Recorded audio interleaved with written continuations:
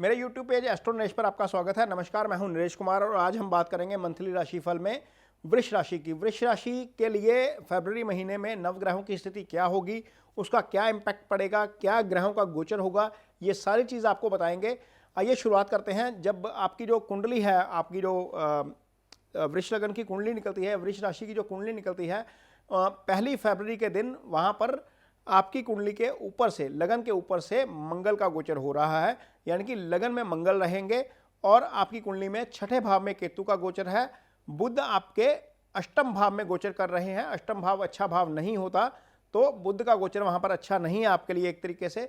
सूर्य यहां पर 9वें भाव से गोचर कर रहे हैं। सूर्य की स्थिति हालांकि बहुत अच्छी है। शुक्र और शनि 10वें भाव में है और गुरु 11वें भाव में गोचर कर रहे हैं। 11वें भाव में गुरु बहुत अच्छा फल करते हैं गोचर में, क्योंकि गुरु इसी भाव के कारक भी होते हैं। राहु आपकी कुंडली में 12वें भाव में गोचर कर रहे हैं।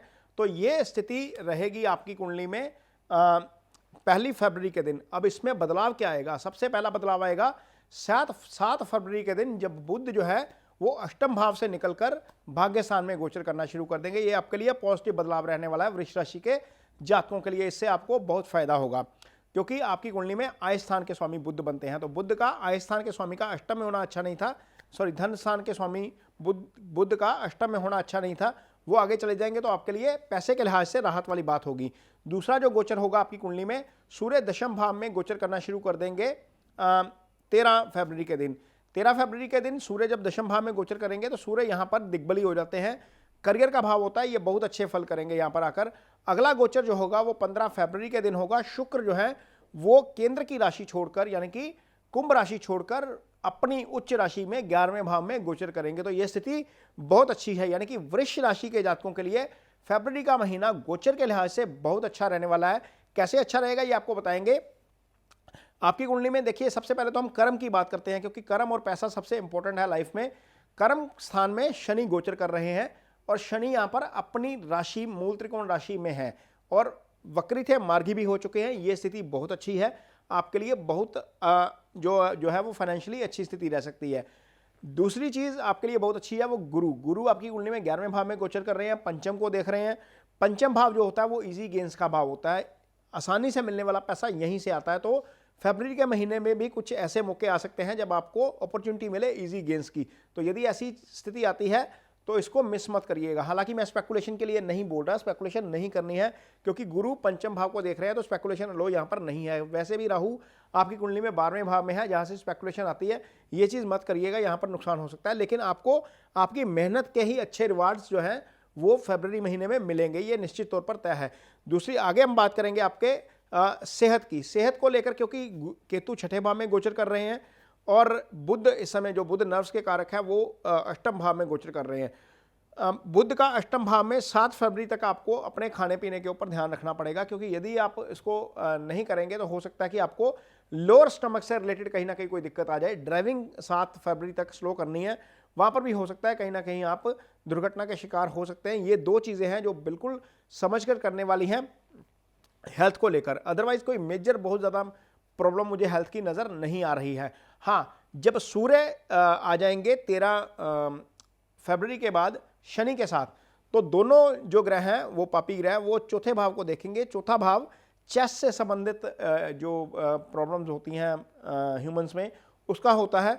तो वहाँ पर आपको, यदि आपको कहीं बीपी की प्रॉब्लम है या कहीं हेल्थ को लेकर इशू है, हार्ट को लेकर इशू है, तो आप थोड़ा सा अपनी डाइट के ऊपर ज़रूर कंट्रोल रखिए। वो स्थिति 13 फरवरी के बाद की है। अब हम बात करेंगे आपके एजुकेशन की, या आपके जो शिक्षा है उसकी। जो हायर एजुकेशन में लोग बच्चे पढ़ रहे हैं, तो समय बहुत अच्छा है। 7 फरवरी तक हो सकता है कि आपका फोकस ना बने, क्योंकि जो एकेडमिक एजुकेशन है उसके कारक ग्रह बुध जो है वो अष्टम में गोचर कर रहे हैं। लेकिन जैसे ही 7 फरवरी को बुध आगे जाएंगे, भाग्य स्थान में गोचर करना शुरू करेंगे। गुरु की जो 7वीं दृष्टि है वो पंचम भाव पर पड़ रही है। पंचम भाव हायर एजुकेशन का भाव है, तो वहां पर आपको अच्छे रिजल्ट्स मिलेंगे। आपका मन 7 फरवरी के बाद फोकस होना शुरू हो जाएगा एजुकेशन के ऊपर, इसमें कोई दिक्कत नहीं है। बहुत अच्छा महीना रहने वाला है फरवरी का। फरवरी के महीने में ही काफ़ी बच्चों के एग्जाम भी हैं, तो मन लगाकर पढ़िए। मेरी बहुत शुभकामनाएं हैं आप सबके साथ, वृष राशि के जातकों के साथ, क्योंकि यदि इसी स्तर पर आकर मेहनत करेंगे, इसी महीने में मेहनत कर लेंगे, तो उसके रिजल्ट्स जो हैं वो जो आपको मार्च अप्रैल में जो आएंगे, अप्रैल में जाकर, वो आपको बहुत अच्छे देखने को मिलेंगे और आगे आपको निश्चित तौर पर अच्छा एडमिशन भी मिलेगा, क्योंकि अप्रैल 22 तक ये गुरु की स्थिति यहीं पर रहने वाली है। आगे जाकर फिर आपको कंपटीशन एग्जाम्स में भी उतरना होगा तो भी आपकी गुरु यहाँ पर हेल्प करेंगे। तो इस स्थिति का ग्रहों की पूरा फायदा उठाइए एजुकेशन के लिहाज से। अगली बात जो है वो, क्योंकि काफ़ी सिंगल्स जो है वो हमारी इस प्रोग्राम को देखते हैं, तो उनके लिए बहुत अच्छी चीज़ है, क्योंकि फरवरी का महीना ऐसा महीना होता है जिसकी जो यंगस्टर्स हैं उनको इंतज़ार रहता है। वैलेंटाइन डे इसी महीने में आता है। तो गुरु की दृष्टि पंचम भाव के ऊपर पड़ रही है। पंचम भाव निश्चल प्रेम का भाव होता है और इस प्रेम के भाव का स्वामी बुध जो है वो भी स्थिति में इंप्रूवमेंट कर लेंगे, भाग्यस्थान में चले जाएंगे। तो स्थिति अच्छी है। यदि आप किसी के प्रति मन में भावनाएं रखते हैं तो उसको एक्सप्रेस करिए। यहाँ पर हो सकता है कि आपको अपनी जो है वो डिज़ायर पार्टनर या अपना डिज़ायर पार्टनर जो है वो मिल सके। ये स्थिति आपके फेवर में जाएगी वृष राशि के जातकों के लिए। तो लव अफेयर के लिहाज से, रिलेशनशिप के लिहाज से समय अच्छा है। हेल्थ को लेकर कुछ कंसर्न है। एजुकेशन, आपके अर्निंग्स के लिहाज से, आपके प्रोफेशन के लिहाज से समय अच्छा है, लेकिन हाँ थोड़े से खर्चे हो सकते हैं, इस चीज़ का ध्यान रखिएगा। मंगल लगन में है, सप्तम को देख रहे हैं, पार्टनर की हेल्थ को लेकर थोड़ी दिक्कत हो सकती है, ये थोड़ा सा ध्यान में रखना, क्योंकि जब सप्तम को मंगल देखते हैं, सप्तम भाव के ऊपर उनकी दृष्टि होती है, तो पार्टनर के साथ थोड़ा सा कन्फ्लिक्ट भी करवा देते हैं। यहाँ पर आपको थोड़ा सा शांति से काम लेना पड़ेगा। वृष राशि के जातकों के लिए सबसे अच्छा उपाय होता है गाय की सेवा करना, क्योंकि इस राशि के स्वामी शुक्र हैं।